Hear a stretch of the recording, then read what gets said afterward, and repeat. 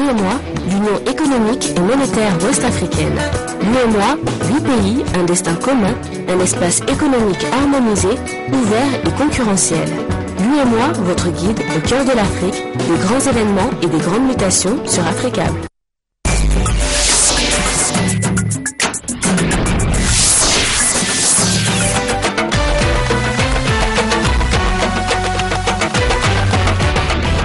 Bienvenue dans cette nouvelle édition sur Africable Télévision. Voici les titres de ce journal. On le surnommait Terminator, le général rebelle congolais Bosco Ntaganda a été transféré à La Haye où la Cour pénale internationale l'accuse de crimes de guerre et crimes contre l'humanité. Sa première comparution est prévue pour le 26 mars prochain. En République centrafricaine, les rebelles de la Séléka sont à 75 km de Bangui, la capitale. Plus rien semble pouvoir les arrêter ce soir. Les rues de la capitale centrafricaine sont quasi vides. La communauté internationale multiplie les appels à la retenue. Nicolas Sarkozy, mis en examen pour abus de faiblesse dans l'affaire Bettencourt. L'ancien président français risque jusqu'à 3 ans de prison. Ses proches crient au complot et dénoncent l'acharnement du juge en charge du dossier. Nous verrons pourquoi tout à l'heure. Bonsoir, on le surnommait Terminator, ce n'est pas un film mais une réalité. Le général rebelle congolais Bosco Ntaganda a donc quitté Kigali comme il le souhaitait pour La Haye aux Pays-Bas où la Cour pénale internationale l'accuse de crimes de guerre et crimes contre l'humanité commis dans l'Est de la République démocratique du Congo entre 2002 et 2003. Sa première comparution est prévue pour le 26 mars prochain. Retour sur les faits. C'est l'un des plus redoutés chefs de guerre de l'Afrique des Grands Lacs qui va désormais faire face à la justice internationale. Bosco Ntaganda est accusé de crimes de guerre et de crimes contre l'humanité commis en Ituri dans l'est de la RDC au début des années 2000. À l'époque, celui que l'on surnomme Terminator dirige les forces armées de Thomas Lubanga. Ce chef rebelle congolais a déjà été condamné par la CPI pour les mêmes faits aujourd'hui reprochés à Bosco Ntaganda. Après avoir fait ses armes au sein du Front patriotique rwandais de l'actuel président Paul Kagame, Ntaganda aurait semé la terreur dans l'est du Congo, en luttant d'abord contre les troupes de Laurent Désiré Kabila, puis dans le conflit de l'Ituri. Il est soupçonné de viol, meurtre, pillage et enrôlement d'enfants soldats. Mais c'est le rôle joué par le Rwanda, son pays d'origine, dans les différents conflits auxquels il a pris part, qui pourrait être mis à jour à La Haye, car après l'Ituri, Bosco Ntaganda est réapparu au Nord Kivu, autre région dans l'est de la RDC. Après un accord de paix en 2009 par lequel lui et ses hommes intègrent l'armée congolaise, il relance en 2012 une nouvelle rébellion, le M23. Composé pour la plupart de Tutsis congolais, ce mouvement serait directement soutenu par Kigali. La comparution de Ntaganda devant la CPI pourrait donc compromettre le pouvoir rwandais. C'est peut-être la raison qui a poussé le Terminator, potentiel témoin gênant, à se réfugier à l'ambassade américaine de Kigali et à demander son transfert vers les Pays-Bas. Autre titre de l'actualité en bref et en images en République centrafricaine, les rebelles du Séléka annoncent qu'ils vont entrer dans Bangui, la capitale. Ils ont forcé la mi-journée le barrage de Damara, 75 km au nord de la capitale centrafricaine. Plus rien semble pouvoir les arrêter. La communauté internationale multiplie les appels à la retenue. Ce soir, les rues de Bangui sont quasi vides. Les rebelles appellent toutefois la population au calme. Barack Obama est arrivé en Jordanie, dernière étape de sa visite officielle au Proche-Orient. Pour son 3e et dernier jour en Israël et dans les territoires palestiniens, le président américain avait choisi des lieux symboliques. Il s'est recueilli à Tel Aviv sur la tombe de l'ancien Premier ministre Isaac Rabin avant de se rendre au mémorial Yad Vashem et à la basilique de la Nativité à Bethléem. Je vous l'annonçais également dans les titres, la mise en examen de Nicolas Sarkozy provoque une avalanche de réactions de plus mesurées au pire. Globalement, les proches de l'ex-président français crient au complot et dénoncent l'acharnement du juge en charge du dossier. Nicolas Sarkozy a donc été mis en examen pour abus de faiblesse dans l'affaire Bettencourt. Il risque jusqu'à 3 ans de prison et 375 000 € d'amende. C'est la réaction la plus forte. Elle vient de l'ancien conseiller spécial de Nicolas Sarkozy. Pour lui, le juge gentil a déshonoré la justice. Sa décision est une insulte. Une insulte à la personne de l'ancien président de la République, mais aussi une insulte à nos institutions. Qui, en France, peut imaginer un instant que Nicolas Sarkozy puisse être rendu coupable de faits pareils. Je dis que le juge a pris là une décision parfaitement irresponsable. Plusieurs syndicats de magistrats dénoncent ces propos. Cette charge anti-justice, reprise par d'autres proches de l'ancien président comme Brice Hortefeux ou Patrick Balkany. Plus mesuré, l'actuel patron de l'UMP. Le seul mot qui me vienne à l'esprit, c'est celui d'incompréhension. Voilà, je ne comprends pas. J'ai d'ailleurs eu Nicolas Sarkozy au téléphone et nous en avons parlé ensemble hier soir. Il est lui-même dans le même état d'esprit d'incompréhension. À gauche, prudence. 2 jours après l'affaire Cahuzac, pas question d'en rajouter. Monsieur Sarkozy était con. La justice fait son travail. La justice est indépendante. Le juge d'instruction avait déjà convoqué monsieur Sarkozy une première fois. Il l'avait placé sous le régime de témoin assisté. Il l'a convoqué une 2e fois et l'a mis en examen. Donc c'est que son enquête avance. Marine Le Pen a appris la nouvelle alors qu'elle était en Nouvelle-Calédonie. Elle charge l'ancien président. C'est en même temps pas étonnant et le moins qu'on puisse dire, pas très glorieux.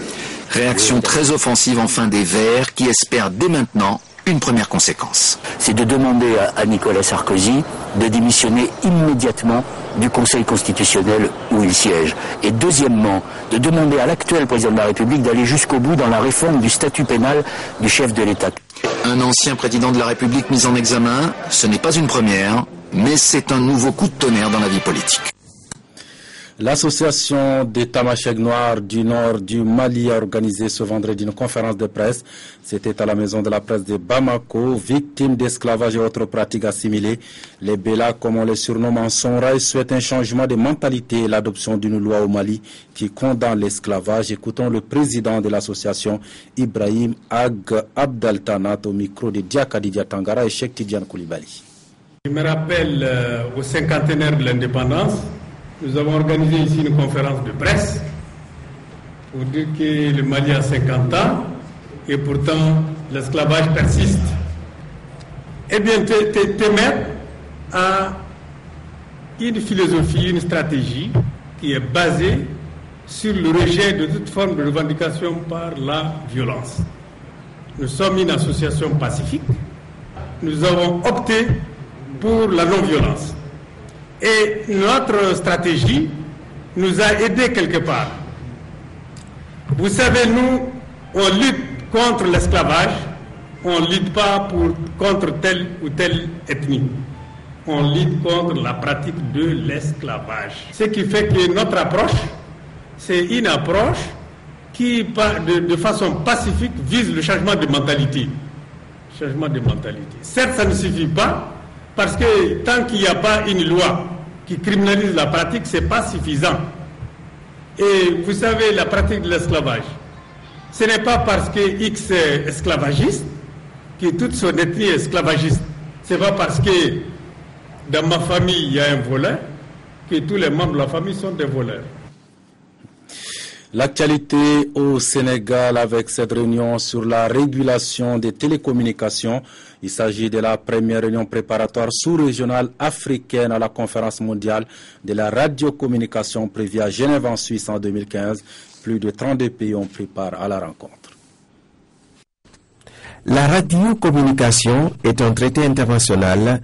Elle régit l'utilisation des bandes de fréquences, les équipements y afférents ainsi que l'utilisation des orbites des satellites.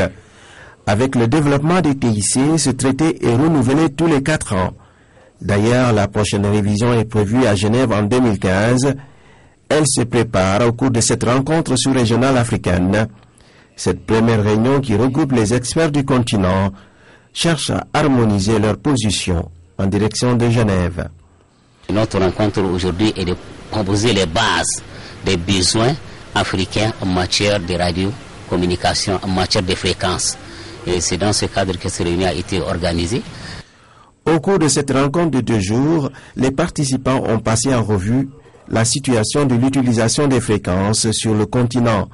De façon générale, on note une augmentation du nombre d'utilisateurs de cette technologie de communication, une utilisation qui se fait souvent dans le désordre et qu'il va falloir revoir. Tous les secteurs, comme on dit, des sociaux, tous les secteurs de l'économie sont en tout cas tributaires des fréquences, que ce soit la radiodiffusion, que ce soit la maritime, l'aviation civile, et tout le monde convergent en même temps. Après une large concertation, une feuille de route a été retenue. Il y a eu plus de 30 pays qui ont participé à cette réunion, qui nous a permis de mettre en place un plan de travail et une feuille de route. Pour qu'il y ait une vision concertée des positions africaines, des intérêts africains, que ce soit discuté au niveau national, sous-régional, africain, afin d'arriver à la conférence, comme toutes les autres organisations, avec une seule voix. Vous savez aussi que nous allons vers le passage de l'audiovisuel, de l'analogique au numérique, qui se passera en 2015. Nous devons finaliser ça avant. Pour la suite des travaux de Dakar, les experts vont se pencher sur l'agenda des différentes rencontres préparatoires sous-régionales. L'objectif principal est de se préparer à accueillir les technologies 4G après le passage de l'analogie. Nous restons au Sénégal pour parler de la fin de l'atelier à Dakar, un atelier de formation sur la gestion des risques d'inondation. L'objectif de la formation était d'outiller les agents en charge de la question pour des interventions plus efficaces en cas de catastrophes naturelles comme les inondations. Je vous propose d'écouter M. Iba Thiorofal, il est conseiller technique au ministère sénégalais de la restructuration et de l'aménagement des territoires, des propos recueillis par notre bureau à Dakar.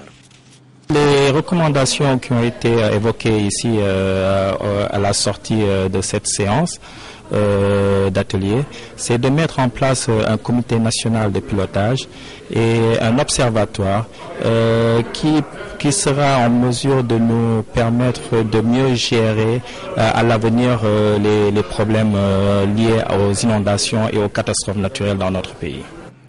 L'Afrique centrale se mobilise contre le massacre des éléphants. Les ministres en charge de l'intégration, de la sécurité et de la protection de la faune des pays de la CEAC se retrouvent demain samedi à Yaoundé pour adopter un plan d'urgence afin d'enrayer les menaces des bandes armées et sécuriser les aires protégées. En prélude à cette rencontre, les experts en charge du dossier se sont déjà retrouvés à Yaoundé. Les enjeux de cette rencontre avec nos confrères de la CRTV Yaoundé. Ce n'est plus une formule que de dire qu'il y a urgence à mettre un terme au massacre des éléphants en Afrique centrale. Ils sont dans la sous-région depuis novembre, ils continuent à tuer les éléphants. Là, on vient d'apprendre qu'ils ont encore tué au Tchad. Mon Dieu, il faut que ça s'arrête. Les 14 et 15 mars dernier, le même groupe de braconniers qui a sévi en janvier 2012 à Bouba-Djida a massacré une centaine d'éléphants au Tchad. L'effort des experts et des gouvernements est de mettre en place un plan qui combine les efforts sur le plan sécuritaire, sur le plan de partage d'informations et de renseignements et sur une certaine action diplomatique. La menace impose une action à la dimension du risque sécuritaire. Le plan camerounais, c'est pratiquement dans les 125 milliards pour 5 ans, avec donc des objectifs bien précis. C'est un peu ce que nous allons partager avec nos frères de la sous-région. La lente construction de la riposte croisée favorise malheureusement des agresseurs dopés par le coût en hausse de l'ivoire sur le marché international. Si c'était seulement pour le Cameroun, ça pouvait être plus rapide, dès qu'on a eu l'information que les Soudanais étaient encore là. Mais c'est beaucoup plus difficile quand ça concerne plusieurs pays. Il faut mettre quelque chose en place et c'est sûr qu'après la mise en place, ça sera beaucoup plus facile. Le financement du plan d'urgence intéresse des bailleurs bien représentés aux travaux de Yaoundé, avec l'ambition de se laisser convaincre par une démarche, si elle est sérieuse. La mort dans la peau, c'est une exposition choc du photographe Miguel Dever Plana qui nous plonge dans l'univers des Maras et Gants du Guatemala. Pour la géographie, sachez que le Guatemala est un petit pays qui se trouve en Amérique du Sud. Et vous allez le voir, certains de ces enfants sont à peine sortis de l'adolescence, mais ils sont déjà des dangereux criminels. Descente dans l'enfer des Maras, accompagné de Miguel Dever Plana. Le photographe a passé 5 ans avec des procureurs, des psychologues et les mareros, ces jeunes membres de gang. Son enquête, il la commence en prison. Pendant 3 mois, je n'ai pas fait une seule photo, mais ça m'a permis justement ce temps de mieux les comprendre et de finir par me poser cette question, à savoir si moi j'étais né dans ce contexte, qu'aurais-je fait ? Ce contexte, c'est d'abord le Guatemala, un pays où plus de la moitié de la population vit sous le seuil de pauvreté, dans des bidonvilles. Récits de vie et de mort de gamins qui grandissent avec la misère, la corruption et souvent l'absence de père. Le seul référent qu'a un garçon ou une fille, c'est le chef de gang qui est au coin de ta rue, qui a de l'argent, qui a du pouvoir, qui a des femmes.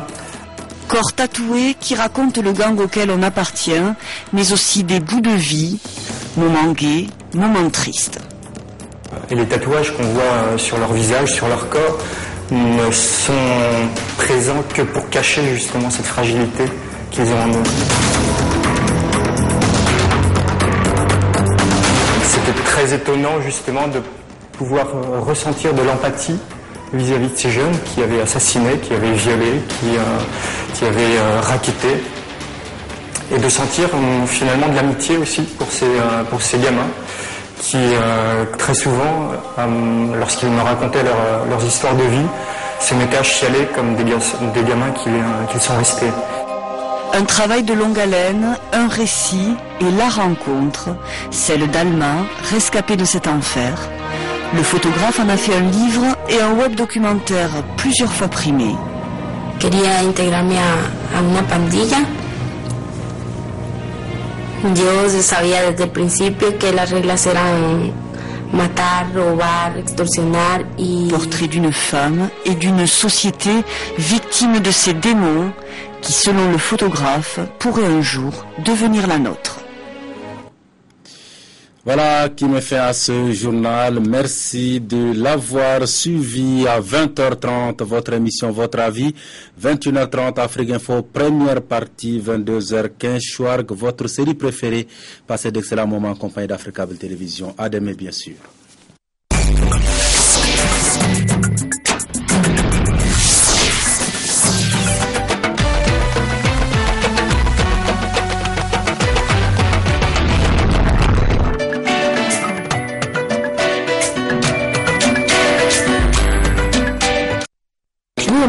L'Union économique et monétaire ouest-africaine.